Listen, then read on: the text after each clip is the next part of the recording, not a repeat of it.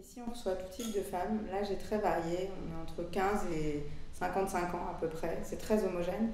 Il y a un accès qui est très simple et très facilité. Donc ça permet d'ouvrir l'accès vraiment à tout le monde. Et c'est ça qui est bien, c'est que du coup, il peut y avoir des échanges entre des femmes d'âge complètement différents.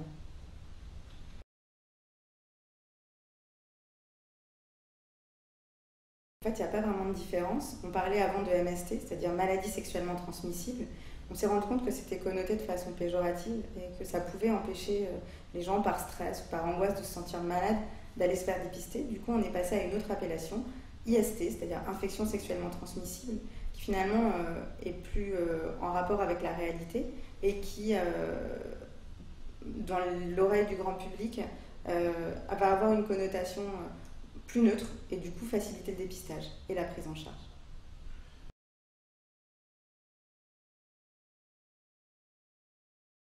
Ces femmes-là, finalement, qui étaient en général mariées ou dans une sexualité stable avec un partenaire fixe depuis quelques années, elles vont se retrouver de nouveau célibataires et avoir de nouveau des partenaires multiples, éventuellement, et du coup revenir sur les risques d'infection qui sont ceux des femmes beaucoup plus jeunes, entre 15 et 25 ans. C'est des femmes qui, en général, avaient peut-être perdu l'habitude de se protéger, etc., du fait d'être en couple stable. Et c'est aussi des femmes qui font partie d'une génération où il y a eu probablement moins d'informations sur tout ce qui est infection sexuellement transmissible, moyens de se protéger, etc. Du coup, on peut considérer qu'elles vont être dans un groupe où il y a un potentiel plus important d'infection, avec moins d'informations sur comment éviter d'avoir un comportement sexuel à risque.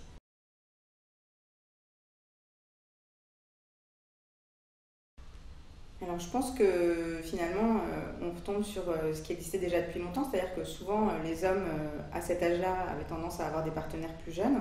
Maintenant je crois que la femme elle se calque de plus en plus sur le comportement de l'homme. Donc effectivement celles qui redeviennent célibataires à cet âge-là, donc à un âge un peu plus mûr, elles vont avoir effectivement envie de retrouver quelque chose qui est probablement de l'ordre de la jeunesse et du coup d'avoir des partenaires effectivement moins âgés qu'elles.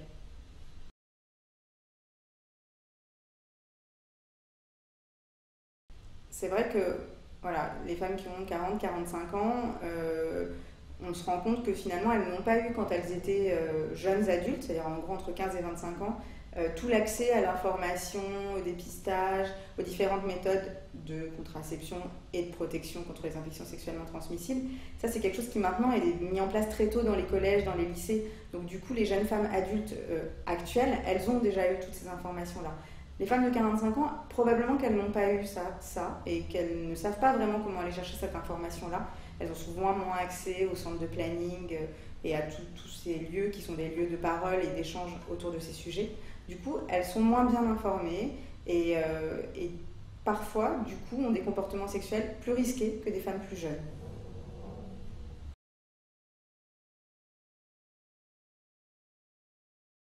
Les types de traitements, ils vont être variables en fonction du type d'IST dont on parle. Il y a les infections virales.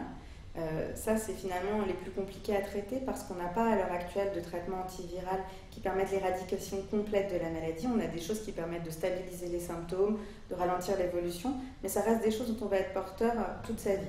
On a dans ce groupe-là le VIH, on a les hépatites, on a le papillomavirus et l'herpès. Alors, le VIH, c'est le plus connu, c'est évidemment ce qui fait le plus peur, puisque le pronostic vital reste engagé, et du coup, voilà, on connaît cette pathologie-là avec tout ce que ça signifie. On a les hépatites qui restent quand même un vrai enjeu de santé publique aussi, puisque les hépatites, leur mode de transmission, c'est effectivement également les rapports sexuels. Et pour les hépatites aussi, on a des traitements qui permettent de stabiliser les choses, mais pas de se débarrasser complètement de la maladie. On a ensuite les infections sexuellement transmissibles d'origine bactérienne.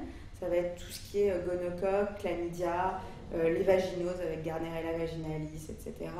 On va avoir aussi dans ce groupe-là la syphilis, qui est une maladie qui réapparaît depuis peu en région parisienne notamment. Ces maladies-là, elles vont effectivement être assez faciles à traiter par antibiotiques, puisque maintenant on a des antibiotiques avec des spectres très étendus et du coup on arrive quasiment à tout soigner avec ça. Le tout étant quand même d'avoir dépisté la maladie avant. Bon, alors pour des maladies comme la syphilis ou le gonocoque, les patients ont souvent des symptômes qui sont assez lourds, donc ils consultent assez rapidement pour trouver une solution, et c'est le moyen de faire le dépistage de tous les autres et de traiter. Le problème, ça va plus se poser avec des pathologies comme le chlamydia. C'est pour ça qu'il y a beaucoup d'efforts d'information qui sont faits, notamment dans les centres de planning, pour pousser les patients au dépistage.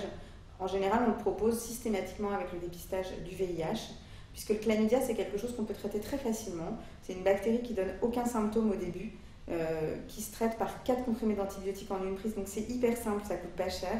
Par contre, c'est vrai que si on la laisse évoluer assez longtemps, sans prendre en charge de façon précoce, on peut avoir des tableaux d'infections gynécologiques très, très graves, qui du coup à ce moment-là peuvent nécessiter une prise en charge chirurgicale et sont une grande cause d'infertilité chez la femme et chez l'homme.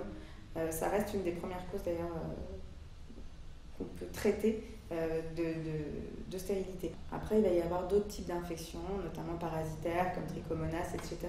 C'est plus des raretés, c'est moins grave. On va dire que là, c'est plus de la réponse au cas par cas, mais il faut vraiment retenir les virus et les bactéries dont on vient de parler là.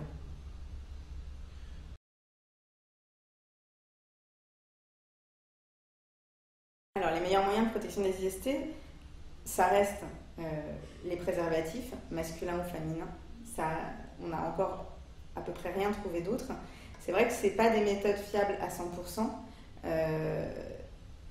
Il faut absolument continuer à encourager ça.